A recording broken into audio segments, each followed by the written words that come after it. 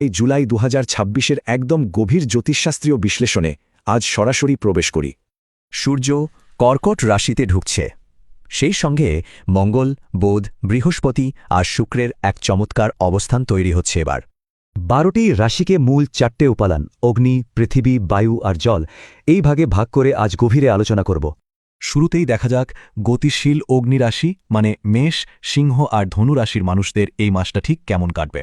ক্যারিয়ারের দারুণ গতি আর প্রযুক্তির ব্যবসায় বেশ উন্নতি হবে, তবে হ্যাঁ, শুরুর দিকে আর্থিক পরিকল্পনাটা সাবধানে করতে হবে।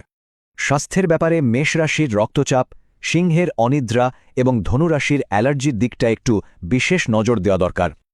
আচ্ছা, এবার আসা যাক পৃথিবী রাশিতে।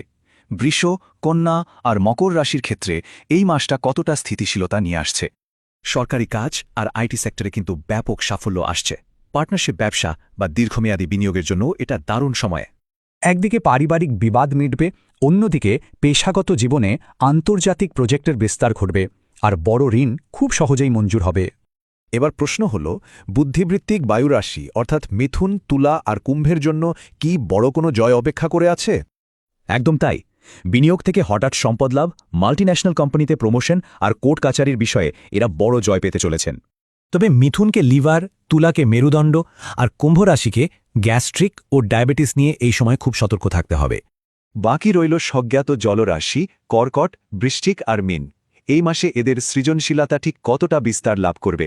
রাজনীতি আর শিল্পকলায় ব্যাপক সাফল্য আসবে, পাশাপাশি বিদেশের মাটিতে পড়াশোনার সুযোগ আর পৈতৃক সম্পত্তি থেকে বড় লাভ হতে পারে।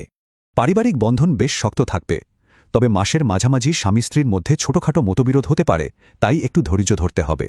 তো সব মিলিয়ে মূল ব্যাপারটা হলো জুলাই মাসে নতুন পেশাগত সুযোগ নেওয়ার পাশাপাশি স্বাস্থ্যের দিকেও সমান নজর রাখতে হবে।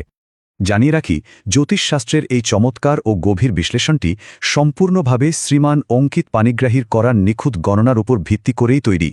সবশেষে একটা ভাবনার জায়গায় রেখে যাই, এই পরিবর্তিত মহাজাগতিক শক্তিগুলোর মধ্যে কোন উপাদানের শক্তি বছরের বাকি সময়টাকে নির্ধারণ করবে।